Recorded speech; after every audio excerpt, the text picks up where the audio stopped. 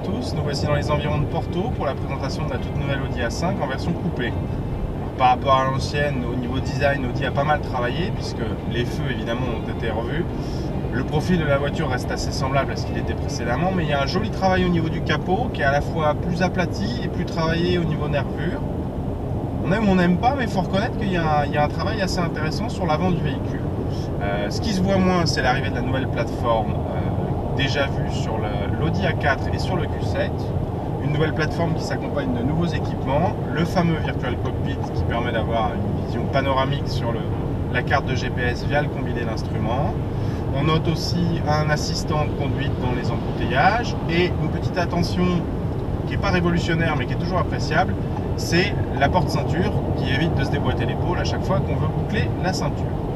Sous le capot, aujourd'hui, on a le petit moteur de la gamme, à savoir le 2 litres TDI de 190 chevaux, ici associé à une boîte S-Tronic à 7 rapports.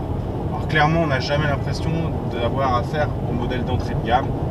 Il y a de la puissance suffisamment, le moteur est plutôt agréable, assez discret, hormis sur de franches d'accélération, on oublie très vite qu'il s'agit d'un diesel. Il est bien secondé par la boîte automatique et il s'avère assez économique. Selon le type de parcours, là, sur la journée d'hier, on oscille entre 5 litres 5 et 7 litres, ce qui, vu le gabarit et la puissance de l'auto, est plutôt raisonnable.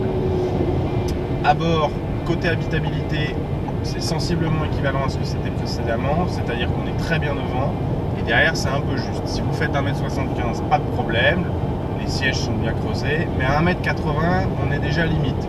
C'est-à-dire que la tête va clairement toucher le plafond, et au niveau des jambes, vous allez être gêné, notamment au niveau des pieds, qu'on a un petit peu de mal à glisser sous les sièges avant, et sur les genoux, malgré des dossiers de siège relativement bien creusés. Bon, évidemment, c'est une auto qui se savoure plutôt à deux.